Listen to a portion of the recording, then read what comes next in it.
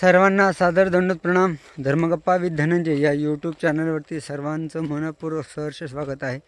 आज मी नाशिक जिल्ह्यातील नांदूर मध्यमेश्वर या तीर्थस्थानाला आलेलो आहे आणि मध्यमेश्वरी विडा वाहने त्या मध्यमेश्वर लिंगाच्या दर्शनासाठी वंदनासाठी मी चाललेलो आहे। माझ्यासोबत आदरणीय पूजनीय माझे स्नेही श्री सुदामराजा दांबेकर आहे। सायंकाळची वेळ झालेली आहे, थोड्याच वेळात आता अंधारे पडणार आहे आणि गाडी साधारणपणे अर्धा किलोमीटर अंतरावरती लावून पायी यावं लागतं। हा सगळा नदीचा परिसर आहे। इकडे समोर जे गाव दिसतं ते नांदूर मध्यमेश्वर गाव आहे आणि तिथेच ह्या पाण्याच्या पलीकडे माझी गाडी लावलेली आहे मी। तर ह्या मंदिराच्या दर्शनाला जात असताना तिथे एक बाहेर आसन स्थान आहे आणि मध्यमेश्वरी विडा वाहने असे दोन स्थान आहे आणि त्यात रस्त्यातच एक अजून एक मध्य शोधनांती एवढ्यात निघालेले एक स्थान आहे। असे तीन स्थान आणि गावात आदिती वस्ती, नांदोरी आदिती वस्ती गावामध्ये आदित्याच्या मंदिरामध्ये म्हणजे सूर्याच्या मंदिरामध्ये स्वामींना वस्ती झालेली होती, ते एक स्थान आहे। ते अगोदर मी व्हिडिओ टाकलेला आहे त्याचा, आता या स्थानाचा व्हिडिओ टाकतोय। थोडंसं पलीकडून यायचं होतं, आम्ही जरा अलीकडून आलो आहे, त्यामुळे काहीसा थोडासा रस्ता चुकला आहे असं म्हणू शकतो। पायवाट असल्यावर असंच होतं बऱ्याच वेळा, पायवाटेनं सगळेच रस्ते दिसत असतात, नेमका कुठला देवाकडे जाणार आहे।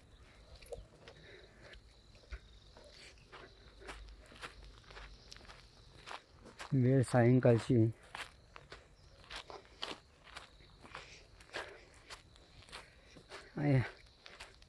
या ठिकाणी स्वामींच्या या मध्यमेश्वरी विडा व्हायला त्यानंतर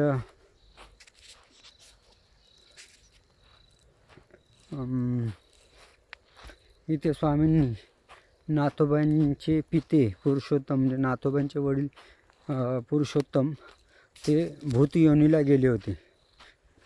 त्या भूतयोनीतून त्यांची स्वामींनी या ठिकाणी मुक्तता केली। अर्थात असं नियम नाही आहे, मात्र परमेश्वराच्या समर्थत्वाने परमेश्वर सर्वश्रेष्ठ आहे, समर्थ आहे, कर्तुम अकर्तुम अन्यथा कर्तुम, म्हणून हे होऊ शकलं, नाहीतरी एरवी ते होणं अवघड आहे।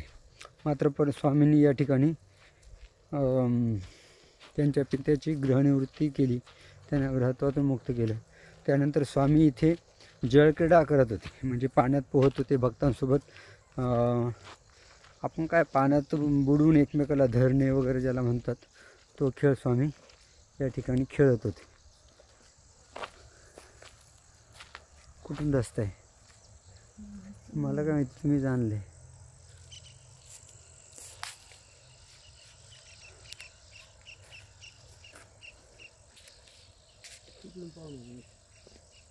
नाही इथनंच आहे।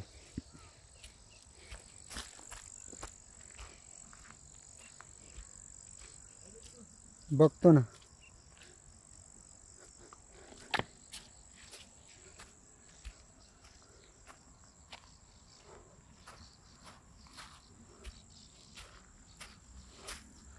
हाय आहे या बाबा, या तिकडनं नाही आहे, ते थोडंसं पाण्यातून जावं लागतंय।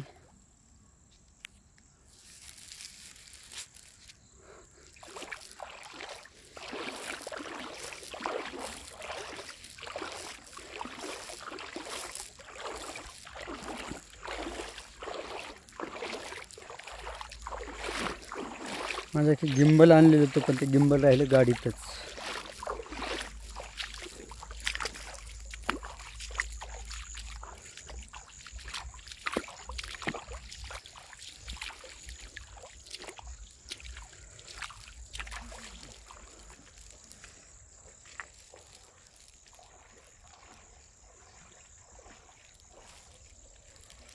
हा दोन्ही म्हणजे नदीचा प्रवाह दोन्ही बाजूने आहे, वरती धरण आहे आणि मग त्या दोन्ही प्रवाहाच्या मध्ये हे मध्यमेश्वराचं मंदिर आहे, जे पुरातत्व आहे स्वामींच्या अगोदरपासून आहे.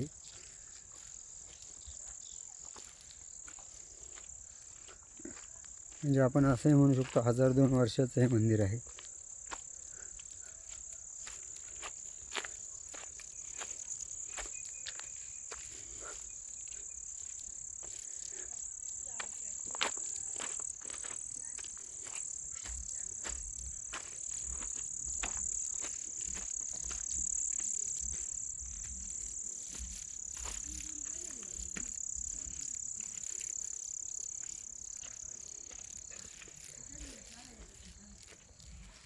जे संशोधन करून नवीन स्थान जे आहे हे स्थान आहे.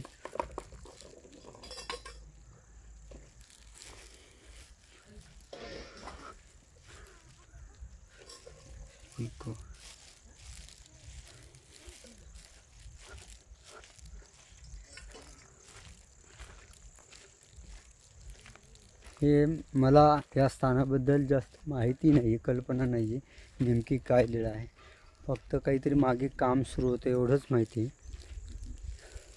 आणि ते हे स्थान आहे.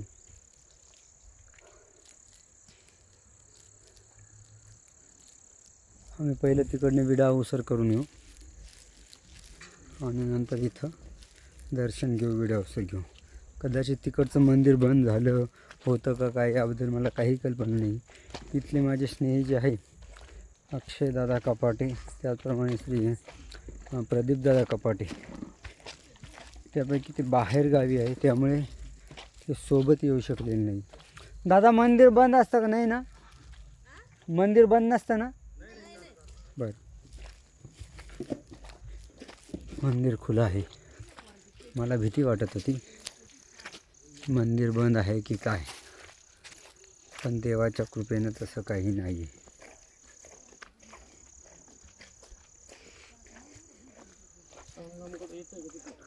संगम मागे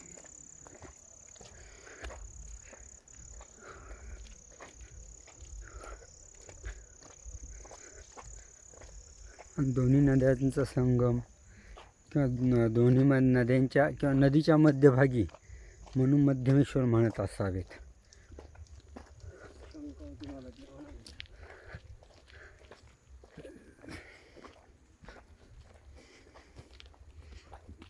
चक्रधर गोदावरीच्या उभय तटाकी क्रीडलासी तू हे जग जेठी, जागोजागी स्मृती उमटती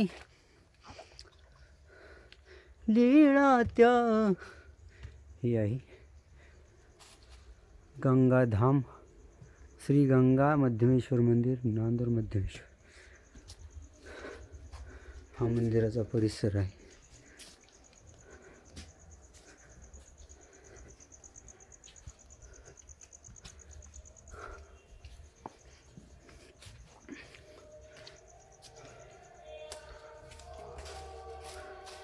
हे आपलं तीर्थस्थान एक आहे.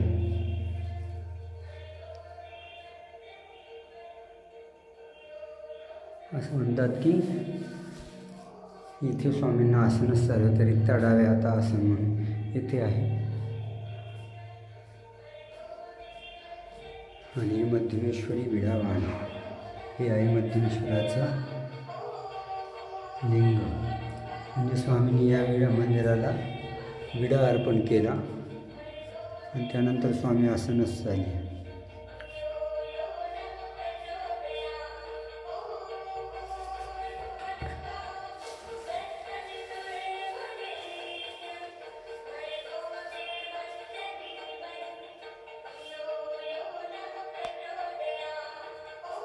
स्वामींनी जे 5 लिंगांना, महादेवाच्या 5 लिंगांना विडा अर्पण केला होता त्यातलं हे एक आहे. पहिलं आहे नाशिकचं त्र्यंबकेश्वरचं, दुसरं आहे मध्यमेश्वर, तिसरं आहे आपेगाव, चौथं आहे अंबेनाथ, 5वं आहे कवलीत केलेलं कोणतं काय, 5वं तुम्हाला आठवलं तर तुम्ही सांगा, मला काय आठवत नाही सध्या. खडकुलीच्या धरणात गेलेले आहे. बघूयात किती जणांना माहिती आहे. असं हे छान जुनं मंदिर आहे आणि या मंदिरात आम्ही आत्ता दर्शन करणार आहोत. विडा उशीर वाहून मग पुढे जाणार आहोत गावातल्या मंदिर दर्शनासाठी.